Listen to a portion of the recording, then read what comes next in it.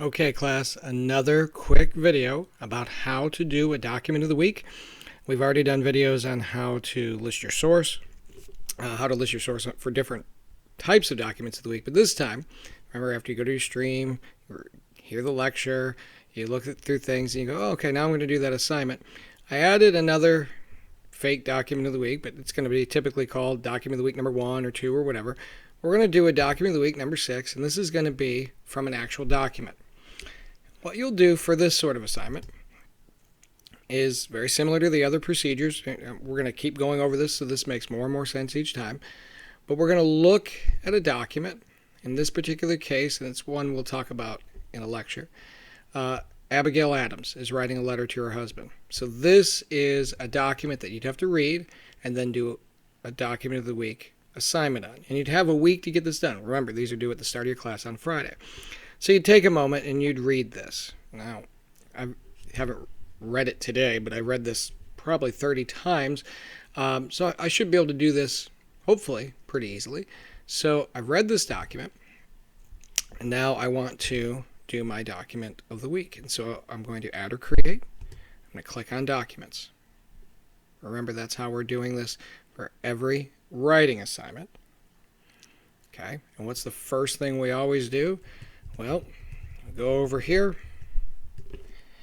and we write our name, Johnny student, and then we're going to list our source. Now, what's our source this particular time? Is it Jane Addams' letter? Abigail Adams' letter. So I'm going to click back here and write the source as Abigail Adams' letter. And did I type her name wrong? That's an I. Boy, if you haven't figured it out yet, I am a horrible speller. You know what? I think that might have been a typo. I don't know. I'm not that great of a typist either. Either way. Okay, so that's my source. So I've already gotten some points right there. I put my name and I put my source. Very, very important. Now, I'm going to write the summary. Now, the summary is putting this in your own words.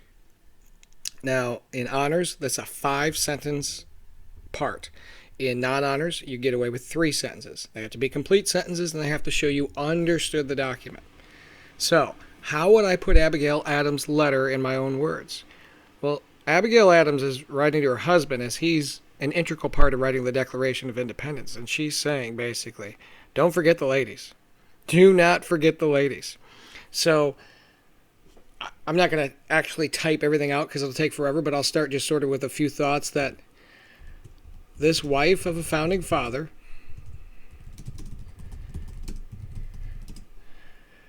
wrote a letter.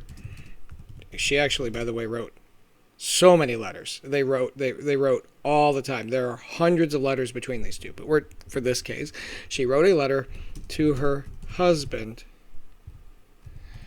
encouraging him to not, quote, forget the ladies. Now, the reason I put that in quotes is because I use the exact words that the document used. I don't really want you to use the exact words. I want you to put it in your own words. That's what a summary is. You're putting things in your own words.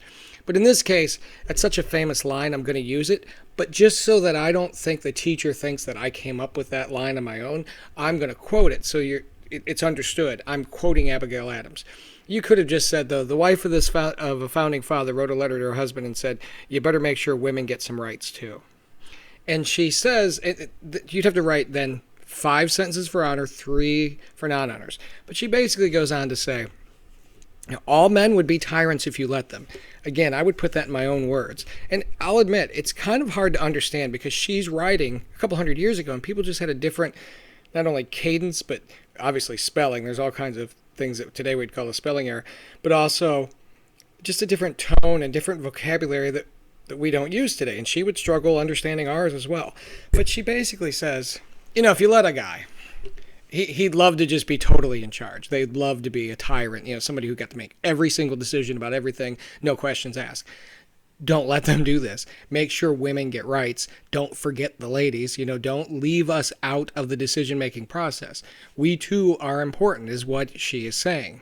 So that's the summary of what that is. But again, in your summary, you're going to have to write 3 to 5 complete sentences. I just don't want you to have to suffer through any more of my typing.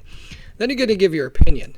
This is where you're just sharing what you think about this. And again, 5 sentences for honors, 3 sentences for non-honors. This is where you're just telling me how you feel about this. Maybe you're a young lady reading this going, yeah, darn right. Don't forget the ladies. Oh, and by the way, you did. So you could say, I'm not real happy about this. Typical guy, John Adams just left us out. Women don't even get the right to vote until 1920. Good job. It's your opinion. You can say whatever you want. Who knows? Maybe there's some sexist guy in the class who says, I'm glad they forgot the ladies. I was upset that women got the vote in 1920. You're awful, but honestly, it's your opinion. I'm going to grade you on whether or not it was grammatically correct and whether or not you had 3 to 5 sentences, depending on your standards. And it's more fun when you actually give your actual opinion. Please do not try to give fake opinions just to get everybody riled up. But I'm not going to say you're wrong in your opinion as long as you don't question facts. If you say women were totally respected and had the right to vote right away, I would go, well, maybe they should have been, but the facts are, well, by the way, they absolutely should have been, but the facts are women did not get the right to vote until 1920. We can argue and hold different opinions about things like what should have happened or what were their motives or what was good or what was bad. The only thing that gets dangerous is if you guys start saying, well, it's your opinion that they got the right to vote in 1920. No, it's not an opinion. The 19th Amendment gave women the right to vote in 1920. But all that being said, I don't grade people on their opinions. It's America. As long as there's no profanity, no threatening, you can hold whatever opinion you want about things that can be opinion-based, like what's good, what's bad, what should have or should not have happened, when and where. Okay, so that's your opinion. It's how you feel about it. I might not like it at all. I might even tell you that, but it won't affect your grade as long as you have complete sentences, etc. Then your challenge. So the challenge, generally speaking, is going to be one of 2 challenges, almost always. If it's a news story, you're going to tell me, so that's not this. If it's a news story where you're picking a news article, you're going to tell me if it's reliable. And I go into that a little bit more with a news story. But whenever I give you a document, the challenge is always, is it primary or secondary, and why? And that's something we're going to teach in class, or maybe by the time you've heard this, we already have. But primary means it's something original to that time. Secondary means it's being filtered through something else. You're maybe you're reading a summary of it from a textbook, or I'm giving you an explanation of it. That's secondary. If you're reading the actual words she wrote, that's primary. Now, don't hurt yourself too hard thinking about this, but technically the quote-unquote most primary thing would be actually holding her physical letter in your hands, that she wrote. You're holding this 200-year-old piece of paper that looks like it's going to fall apart because it's that old. We're not going to have any of those, but we're going to say it's primary if it's the actual words that person said. It's not being interpreted by somebody else. So that would be primary. So you just simply say, it's primary or secondary, and you say why. Well, in this case, we are reading a letter from Abigail Adams to her husband. It's not somebody saying, hey, Abigail Adams really gave the business to her husband, John Adams. It's not a summary like that. It's not Abigail Adams was one of many people who wrote letters to her husband. No, you're literally reading part of one of her letters to her husband. So we're going to put under this challenge, this is a primary document. And by the way, document of the week, some of them say in the physical copies I give when you guys come back, primary document 1 or 2. That's really just semantics. Do not use that as your hint. Just think about it like this. Did this person write it? This is a primary document. These are her actual words that she spoke or wrote to her husband.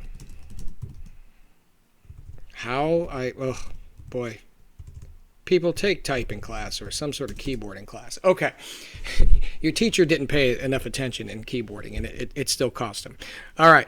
This is a primary document. These are her actual words that she wrote to her husband. That's all you need, and you get the points for that.